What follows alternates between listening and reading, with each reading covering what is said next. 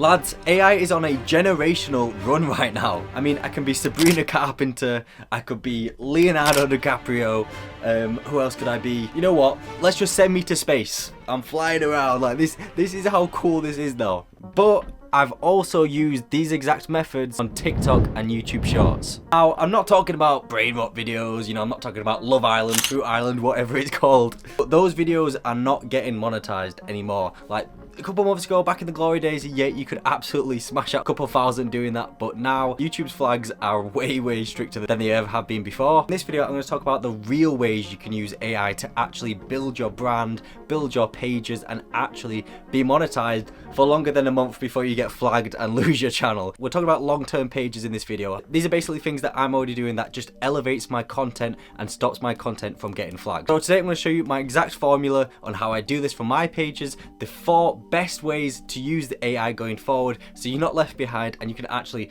take your content to that next level and hopefully try it and go viral on TikTok and YouTube. Let's dive straight into it.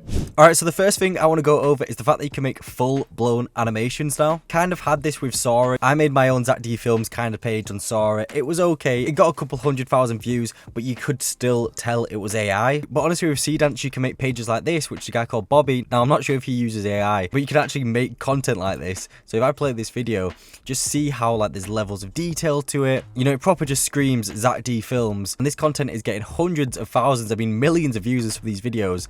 And we can now do this with Seedance with a couple of prompts. Like, you don't have to be an animator anymore. The entry level to this is crazy. Now, it's not just like Zach D Films type of animation. I'm talking you can even do Minecraft animation, you know, like this video here. Obviously, Minecraft is really good on YouTube. If you've watched my last video, I actually started growing my own Minecraft channel because there's so many views to get. It's really easy to get monetized. So I actually thought I'd show you an example of the Minecraft animation. This is something that I made with one prompt. So all I did was go into ChatGPT, typed in make me a prompt for Seedance 2.0 on OpenArt, write me a script of a dolphin Minecraft character. That's just my guy. That's my goat. To use a lever in Minecraft, he thinks it's not working when really the camera pans out and TNT is blowing up the village. You know, that is an animation that I wouldn't be able to do. I don't know if you guys know how to make animations like that, but I genuinely could not be able to do that.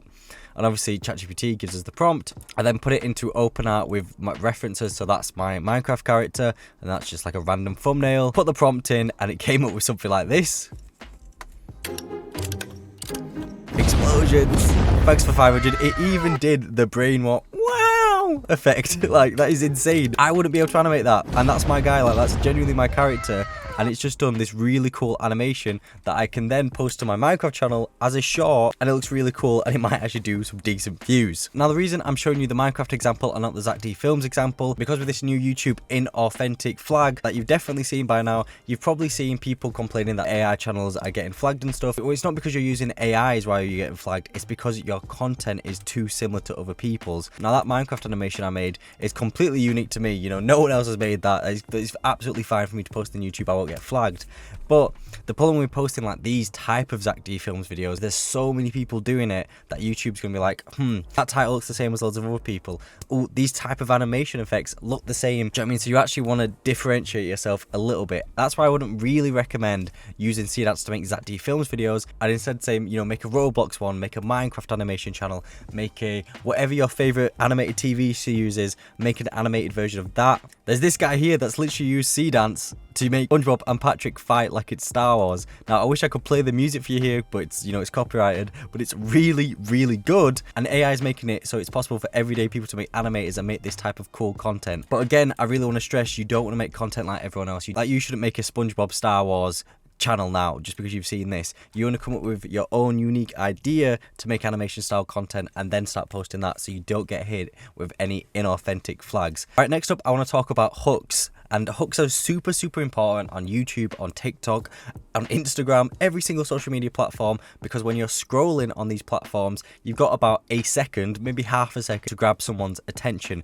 If you don't grab someone's attention in that second, it's game over, they're scrolling to the next video. So we can actually use AI to make some cool hooks. So this mostly applies for like commentary channels and stuff, like let's just go and I've just typed in Taylor Swift onto YouTube. You know, it's just something like this, you know, some Taylor Swift news. They've got some captions going on, there's some like narration going on, and it's just explaining, you know, news for any. Taylor Swift is a massive celebrity. Anyone interested in her is gonna want to know what's going on. But if you can see, this video starts, it's really boring. It's literally just a video of Taylor Swift at the start of the concert, and it's boring. AI voice. It's not even a hook. The person not even done a hook on this. Instead, we can then use Seedance again. So again, I wrote this prompt to a blonde girl in her bedroom saying, "You won't believe what Taylor Swift did on her Eras tour."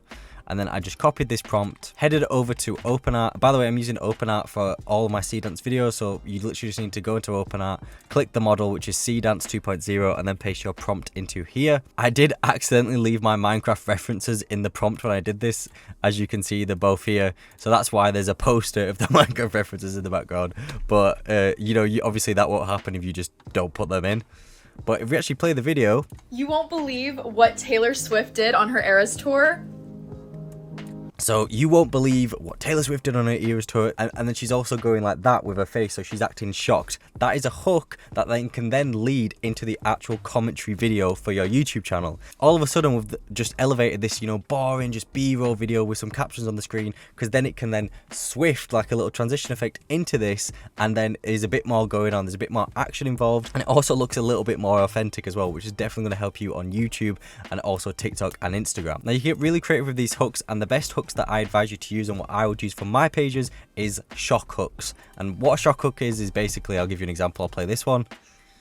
I shave my armpits before I cook dinner, and here's why. So again, I put this prompt into ChatGPT. I said, make me a prompt of a guy in the kitchen saying, I shave my armpit before I cook dinner.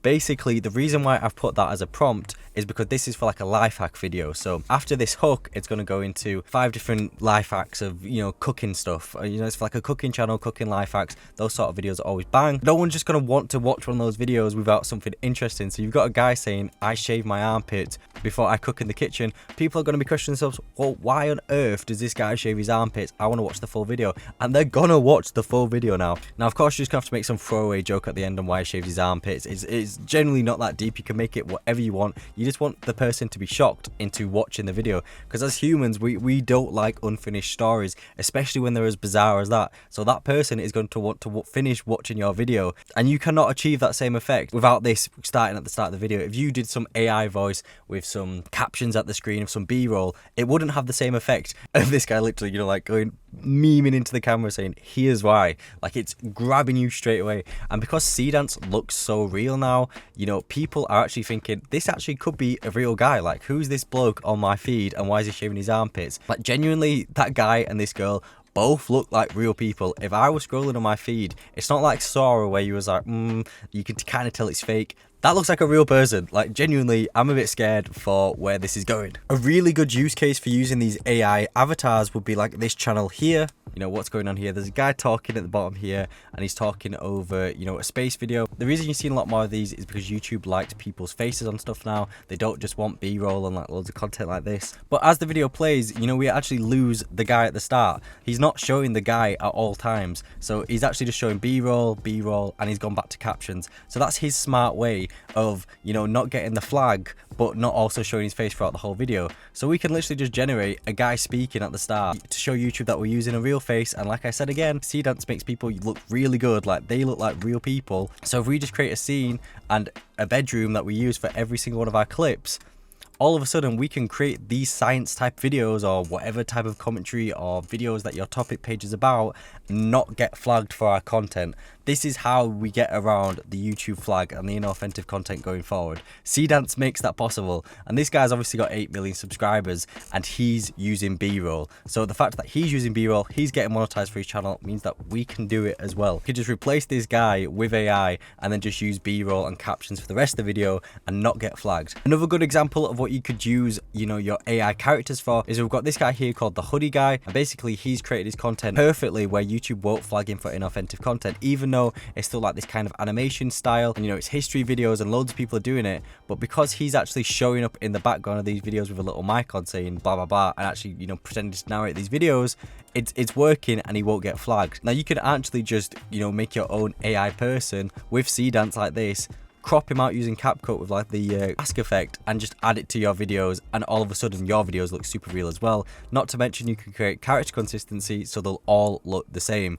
It is honestly really smart idea that this guy's doing. Alright, finally, you could also use it to make B-roll footage. Now this is really important for commentary style videos again, and if you don't know by now, commentary videos are like the best type of videos you can make on YouTube. They're just engaging, educational, and you know, they can get past the YouTube flag. It's not too AI brain rot. We're trying to avoid the AI brain rot videos, really, like, you know, the super brain rot videos, because they just get flagged too often. So commentary videos kind of avoid that. Anyways, right here we've got a video about historian reveals secret hairstyle of Victorian women.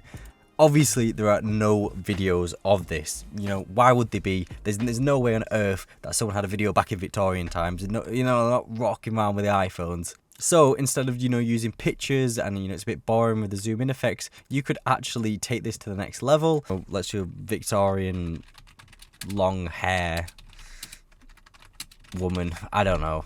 I didn't do too much research into the topic, but we could do something very interesting here. We could save this image, throw that image into Cdance, that image into OpenArt, into our Cdance generator, go into ChatGPT and basically say, I'll do me a prompt. This one is for a Victorian girl with long hair. I want it to be in color and her brushing her hair. You know, something daft like that. Now this is just going to change this boring picture zoom in effects to something a bit more, you know, pleasing to the eye. More chance people are actually going to enjoy your content. So right, let me just paste that prompt into there.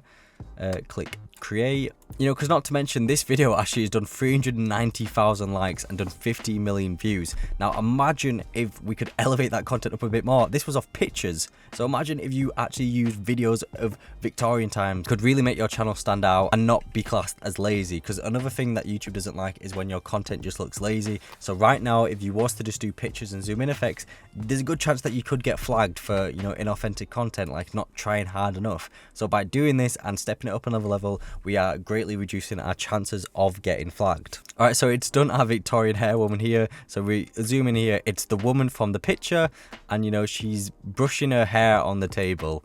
Right, that's just not worked how we wanted it to work, has it? So obviously all we'd have to change there in the prompt is saying brush her hair on her head, and it would actually brush her hair on the head. We probably need to be a little bit, I didn't realize we had to be a bit more specific about that, but that's, you know, the purpose of AI. It's not always perfect. Hey guys, I hope you enjoyed this video. I hope this has opened your eyes on how you can use AI to firstly make viral content and make more people watch your stuff. And then secondly, because more people are watching your stuff, you're going to want to get monetized. So it's also going to help you avoid that inauthentic flag. So I've literally just thrown loads of knowledge at you, loads of sauce. So definitely make sure to subscribe, and I'll see you all in the next one.